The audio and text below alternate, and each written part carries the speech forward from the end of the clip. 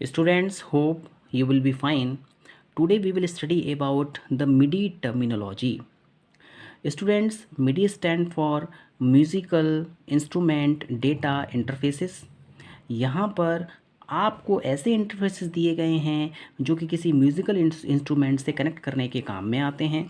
मिडी आपको ये बताया गया था कि ये हमारा एक स्टैंडर्ड प्रोटोकॉल है जिसके थ्रू हम कंप्यूटर्स के बीच में इंटरकनेक्शन करते हैं, जिसकी हेल्प से हम म्यूज़िकल इंस्ट्रूमेंट को कनेक्ट कर सकते हैं। एक हमारा ये टाइम ओरिएंटेड डेटा होता है। ये हमारा टेक्निकल स्टैंडर्ड है जो कि ये बताता है कि डिजिटल इंटरफेसेस के बीच में, इलेक्ट्रिकल कनेक्टर्स के बीच में, इलेक्ट्रॉनिक इंस्ट्रूमेंट्स के बीच में, या फिर जो हमारे पास में रिलेटेड ऑडियो डिवाइसेस हैं उनके बीच में इंटर कम्युनिकेशन किस तरीके से होगा। तो स्टूडेंट्स, आज हम मिडी टर्मिनोलॉजी मींस मिडी के जो कंपोनेंट्स होते हैं उनके बारे में स्टडी करेंगे। तो सबसे पहले हमारे पास में सिंथेसाइज़र होता है। बेसिकली सिंथेसाइज़र है क्या? देखिए, आपने देखा होगा जब भी आप कोई ऑडियो फाइल प्ले करते हैं अपने मोबाइल में या फिर कोई वीडियो फाइल प्ले करते हैं तो वहाँ पे इक्वलाइज़र होता है। तो इक्वलाइज़र का भी जो काम होता है बिल्कुल सिंथेसाइज़र की तरह है। इसमें ये हमारा एक स्टैंड अलोन एप्लीकेशन होता है जिसकी हेल्प से हम साउंड को जनरेट कर सकते हैं। उसकी पिच कितनी होगी, उसका लाउडनेस कितना होगा, या फिर टोन का कलर कितना होगा, ये सारी की सारी बातें आपका सिंथेसाइज़र डिसाइड करता है। Student, the pitch is the musical note. देखिए, अगर मैं पिच की बात करूं तो पिच क्या होता है? म्यूज़िकल नोट होता है जो कि एक इंस्ट्रूमेंट प्ले करता है। वाइल इसमें एक फ्रिक्वेंसी होती है। फ्रिक्वेंसी आपको ये दिखाती है कि कितने हर्ज साउंड प्रोड्यूस हुआ, उसका एब्सोल्यूट म्यूज़िकल साउंड क्या है। पिच जो होती है वो आपकी रिलेटिव होती है।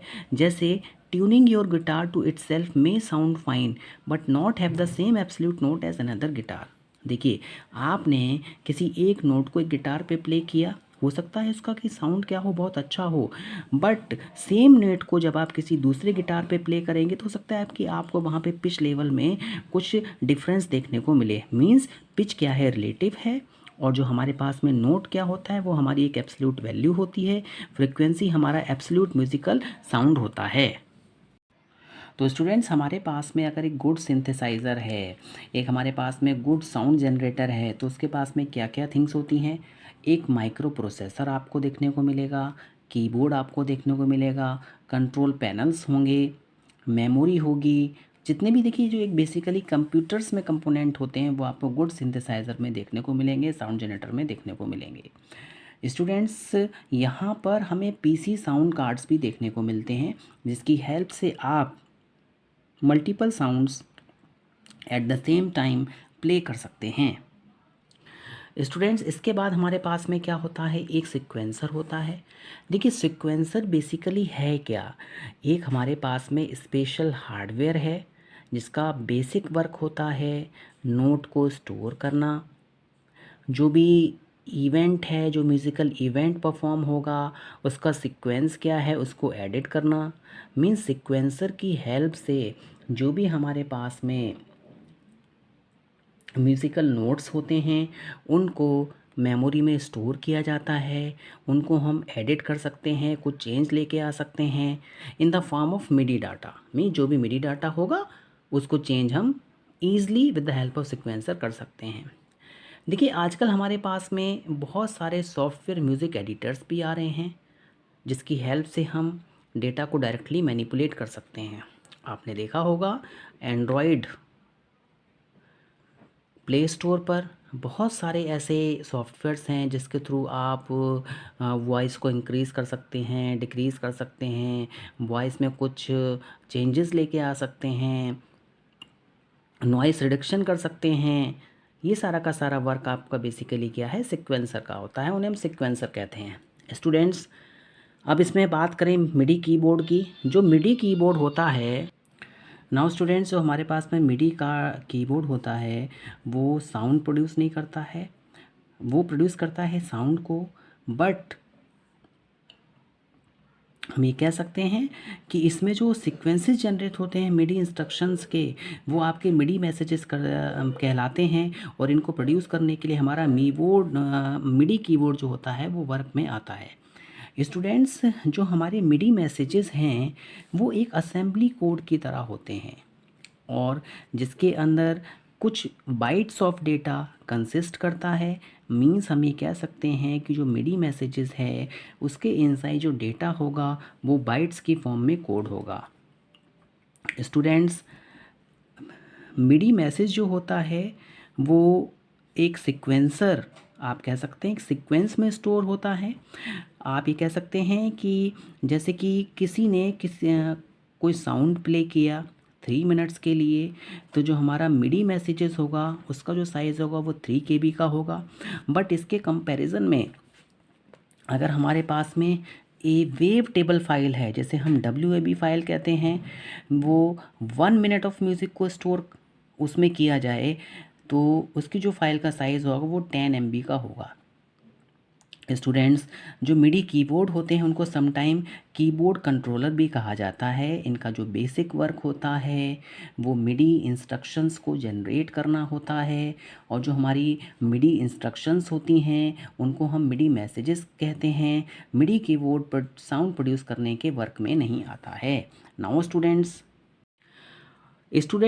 कभी कभी क्या होता है कि हमारे पास में एक टर्म वॉइस है जिसको कंफ्यूज कर दिया जाता है टिम्बर टर्म से।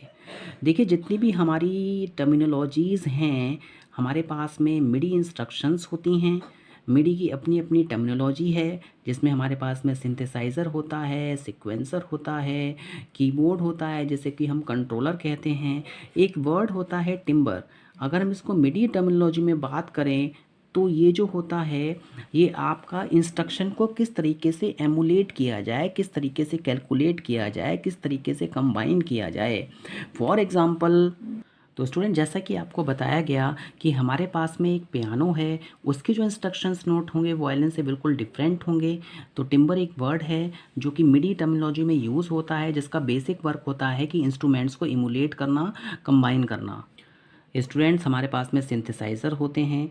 सिंथेसाइज़र का बेसिकली वर्क होता है वॉइस को मॉड्यूलेट करना, उसकी पिच लेवल को चेंज करना, उसकी फ्रिक्वेंसी में कुछ डिफर्डनेस लेके आना। इसमें हमारे पास में बहुत सारी बिट्स फॉर्मेशन होती है। हमारे पास में 16 बिट फॉर्मेशन है, 32 बिट फॉर्मेशन है, 64 bit formation and 256 bit formation होती है। स्टूडेंट्स, हम ये कह सकते हैं each voice works independently and simultaneously to produce sound of different timbre and pitch.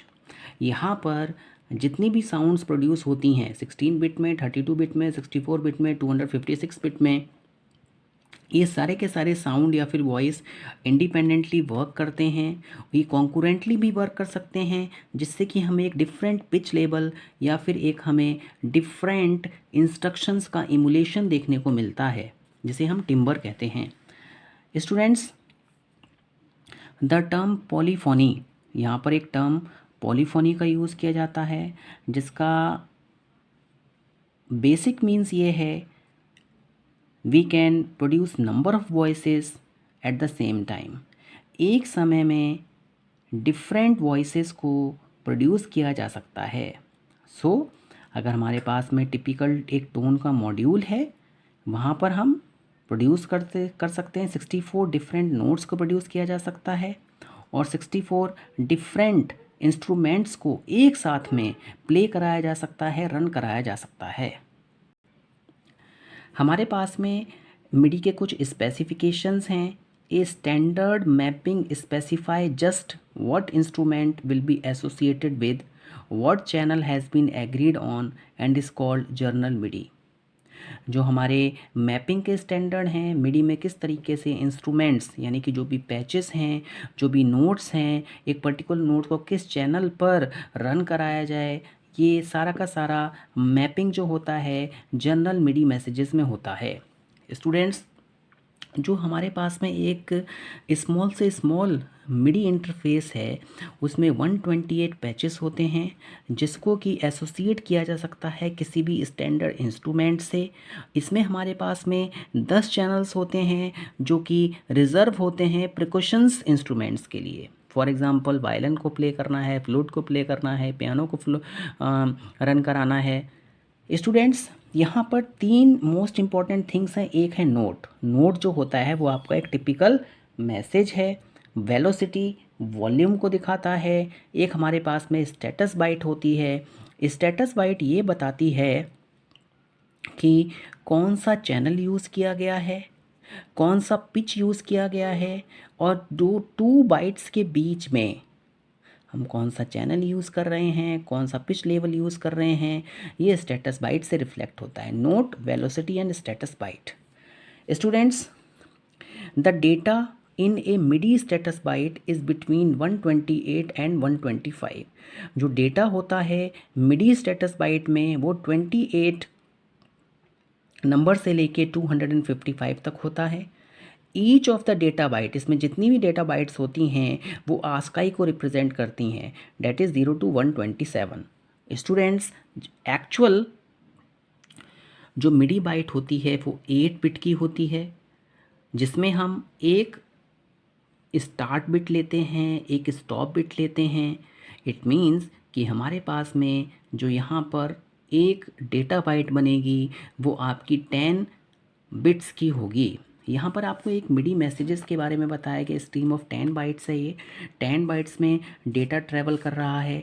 जो आपका मिडी मैसेजेस है वो यहाँ पे 10 बाइट्स का है। ये हमारी ट्रांसमिटिंग डिवाइस है, ये हमारा सिंथेसाइज़र है। तो ये हमारी स्टार्ट बिट है, ये हमारी स्टॉप बिट है। इसके भी देखिए यहाँ पे 1 बाइट है, इट मीन्स 8 बिट्स, 1 1 2 3 4 5 6 7 8। तो ये जो हो गया हमारा, ये तो हमारा डेटा हो गया, और इसमें एक हमने स्टार्ट बिट ले ली, एक हमने स्टॉप बिट ले ली। तो मीन्स यहाँ पे जो डेटा स्ट्रीम बन रही है वो आपकी 10 बिट्स की बन रही है। स्टूडेंट्स, जो हमारी मिडी डिवाइस होती है उसको प्रोग्रामेटिकली डेवलप किया जा सकता है, उसको प्रोग्रामेटिकली कोड किया जा सकता है, इवेंट्स को प्रोग्रामेटिकली परफॉर्म किया जा सकता है। इसमें हमारे पास में बहुत सारे फ़िल्टर्स होते हैं। फ़िल्टर्स का जो बेसिक वर्क होता है वो जो साउंड है, जो पिच है, उसको चेंज करना। We have different filters available to change the bass and treble response. हम ये भी कह सकते हैं कि जो फिल्टर्स होते हैं उनका बेसिक वर्क ये होता है कि साउंड के एम्पलीट्यूड को चेंज करना ओवर द टाइम। मैं आशा करता हूँ कि आपको ये लेक्चर समझ में आया होगा। धन्यवाद।